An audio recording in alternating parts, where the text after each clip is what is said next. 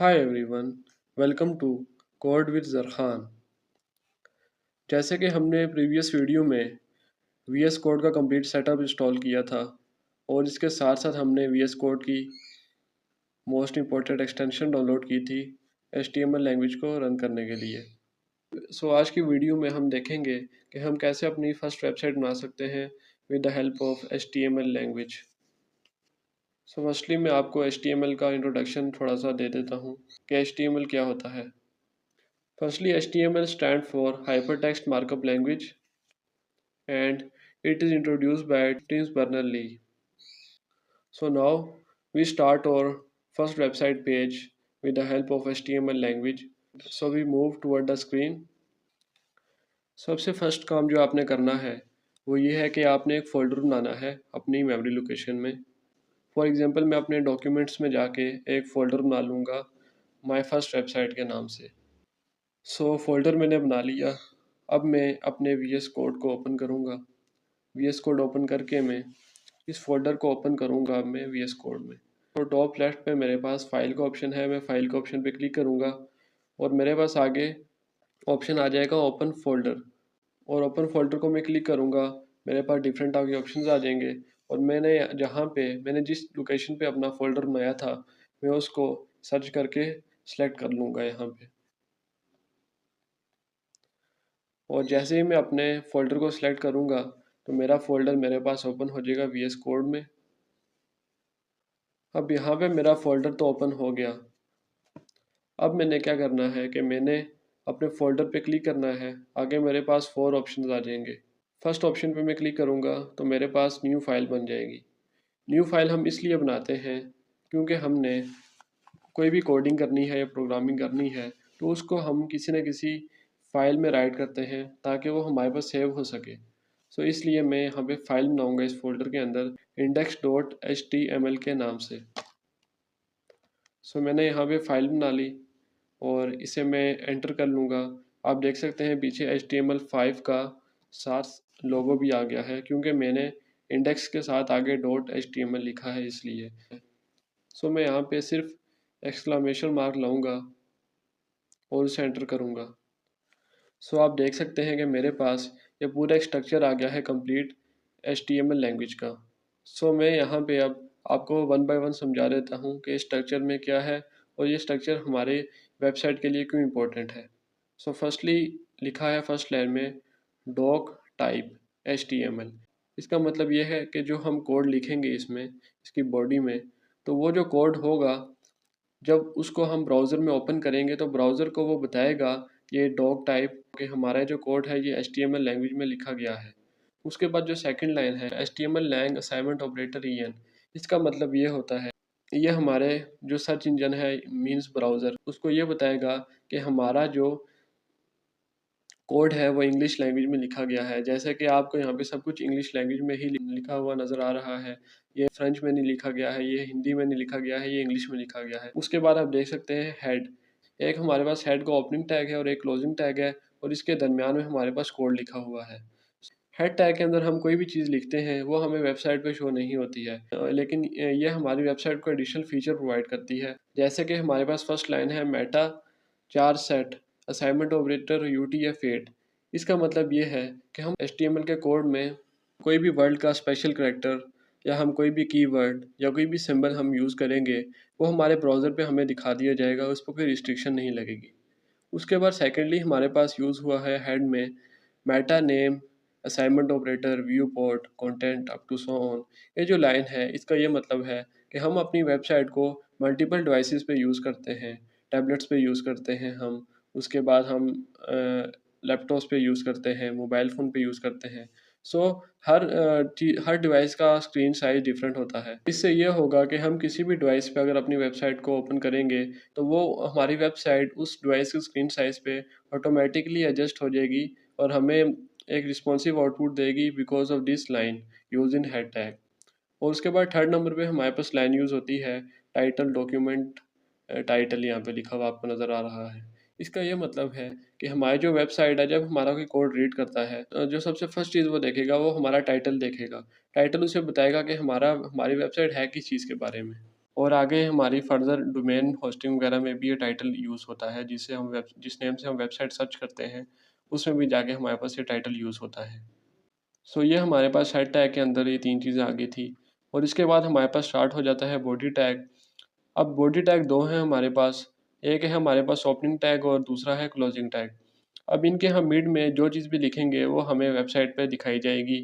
सो जो लास्ट है ये हमारे पास है क्लोजिंग टैग, जो फर्स्ट हमारे पास ओपनिंग टैग था डॉग टाइप HTML का।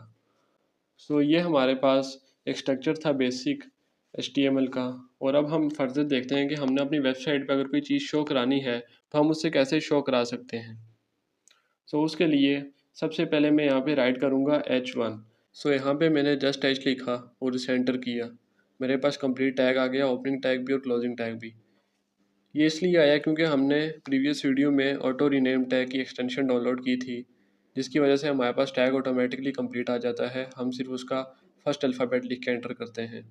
HTML में जो सबसे इम्पोर्टेंट चीज़ है समझने की वो ये है कि हमारे 2 टैग्स होते हैं। फर्स्ट होता है ओपनिंग टैग और सेकंड होता है क्लोजिंग टैग। इन दोनों टैग्स के मिड में हम कोई चीज़ भी लिखेंगे वो हमें वेबसाइट पे शो होगी। और एक चीज़ आपको ये भी बतानी है, जो हेडिंग्स होती हैं ये H1 से लेके H6 तक होती हैं। H1 हमारे पास सबसे बड़ी हेडिंग होती है और जो हमारे पास H6 होती है वो हमारे पास सबसे छोटी हेडिंग होती है। सो मैंने यहाँ पे लिख लिया लर्निंग प्लेटफॉर्म H1 में, और इसे मैं अब ब्राउज़र पे ओपन करके आपको दिखाता हूँ डायरेक्टली। मैं नीचे चला जाऊँगा गो लाइव पे। अब ये गो लाइव पे मैं क्लिक करूँगा तो मेरे पास मेरे ब्राउज़र पे मेरी वेबसाइट शो हो जाएगी जो मैंने इसमें लिखा है। ये कैसे शो होगी, क्योंकि मैंने प्रीवियस वीडियो में एक और एक्सटेंशन डाउनलोड करके बताई थी आपको लाइव सर्वर की, और बताया था कि हमारे पास लाइव सर्वर के एक्सटेंशन से हमारे पास क्या होगा कि हमारी जो वेबसाइट होगी वो हमारे ब्राउज़र पे शो होगी लाइव। ये आप देख सकते हैं मैंने लिखा था लर्निंग प्लेटफॉर्म और अब मेरे ब्राउज़र पे लिखा हुआ शो हो रहा है। अब मैंने यहाँ पे ऐड करनी है H2 हेडिंग।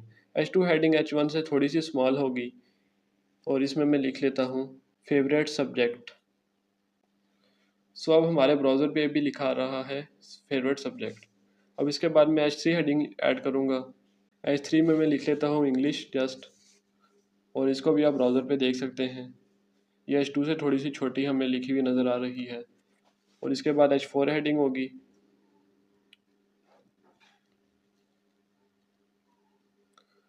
और उसके बाद H5 होगी, और लास्ट पे हमारे पास H6 होगी। ये हमारे पास H1 से लेके H6 तक हमारे पास 6 हेडिंग्स आ गई, और H6 के बाद हमारे पास कोई हेडिंग नहीं होती है, ये लास्ट हमारे पास हेडिंग का साइज़ होता है।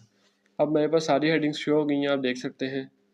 लेकिन अब एक चीज़ आपको मैंने यहाँ पे समझानी है। आप देख सकते हैं आपके हमारे पास H1 हेडिंग भी शो हो रही है, H2 भी शो हो रही है, H3 भी शो हो रही है, लेकिन हमारे पास H4, H5 और H6 में क्यों नहीं कुछ शो हो रहा है।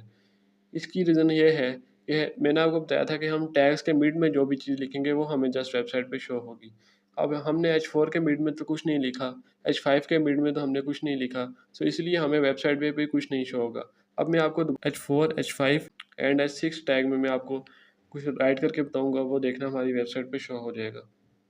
सो H4 में मैं लिख लेता हूँ, दोबारा मैं फेवरेट कॉपी करके यहाँ पे लिख लूँगा, और यहाँ पे मैं लिख लूँगा फेवरेट टॉपिक, और F5 में मैं लिख लूँगा एक्टिव एंड पैसिव, और लास्ट हेडिंग में मैं लिख लूँगा एंड। अब हमारे पास सारी हेडिंग्स का डाटा कंप्लीट हो गया।